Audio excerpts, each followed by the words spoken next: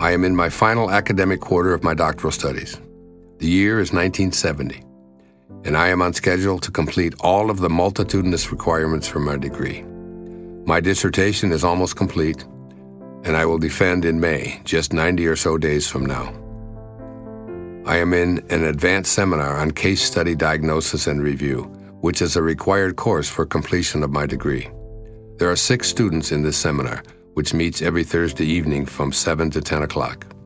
Our professor is the most famous man on campus, and it is truly an honor to be sitting with him. Each week, we present case studies to the people in the seminar room sitting around a large table. The students offer their thoughts and diagnostic assessments, and the professor then gives his appraisal. We all take notes furiously as he speaks. We are in awe of this man with an international reputation for his erudition and diagnostic brilliance. The man of letters who teaches this seminar is Dr. Fritz Redl, known as the father of modern psychoeducation. He is also known for his work with delinquent boys and for teaching that love and affection are absolute requirements in the treatment relationship. To that end, he takes us to visit Pioneer House, which he founded in Detroit, as a residential treatment center for psychosocially lost young boys. I have grown to love this man in so many ways. He oozes compassion and always entertains and uses humor in his presentations. I've devoured his writing and feel I have a very special relationship with him. He's taken me under his wing, frequently inviting me to meet alone with him and discuss some of the cases I am presenting in the seminar. Here in this weekly seminar, the true genius of the man is displayed every Thursday evening. I so love my time with this great teacher who brings incredible insight to every case study we present at the seminar. He speaks with reverence of the work of Abraham Maslow and encourages me to think of every single person as a divine being capable of self-actualization if treated with love and affection, even if they don't deserve it. Throughout the entire semester, Fritz Redl repeatedly emphasized this, even if they don't deserve it. Dr. Redl is a highly unpredictable man, well known for his unusual sense of humor. His classes and seminars are always fun and entertaining, but also laced with his commitment to love and affection as 2 essential components of the therapeutic relationship. At the midpoint of the academic quarter, we find these words written on the blackboard. Quote, "This is your midterm exam. You have 30 minutes to write. Your answers will determine whether you remain in this advanced seminar." Unquote. He looks at the 6 of us sitting there with our open blue books, dutifully ready to write for 30 minutes, and he hands us a paragraph that reads, quote, "A self-actualized man arrives at a dinner party in which everyone is dressed in rather formal attire. Evening dresses and suits and ties are worn by everyone. He is wearing a pair of dungarees, tennis shoes, a t-shirt, and a baseball cap. What does he do?" End quote.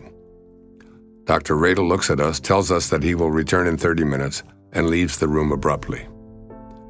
The 6 of us cast curious glances at each other and with puzzled looks on our faces begin to write. After precisely 30 minutes, our professor returns to the room and asks each person to read aloud what they've written. We all say pretty much the same thing, trying to sound scholarly and regurgitate back what we learned about this idea of self-actualization. He wouldn't bring it up. He wouldn't explain himself. He'd simply act as if nothing were bothering him. He would engage in conversation and be himself even though he wasn't dressed the same as everyone else. He wouldn't judge the situation or feel uncomfortable about it because he never judges others or himself by appearances.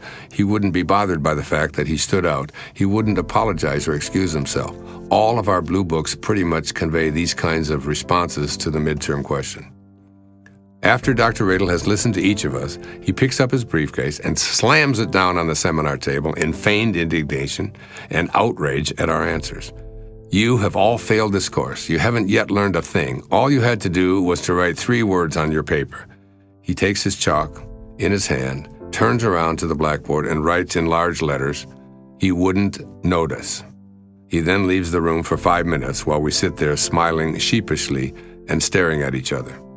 Dr. Redl returns to the room, sits down, and announces that there's really no midterm in this semester.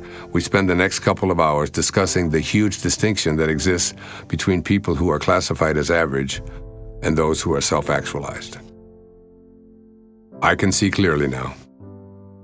It has been well over 40 years since I took that seminar, and I've never forgotten the lesson in those 3 words that Fritz Redl wrote on the blackboard that Thursday evening. He wouldn't notice.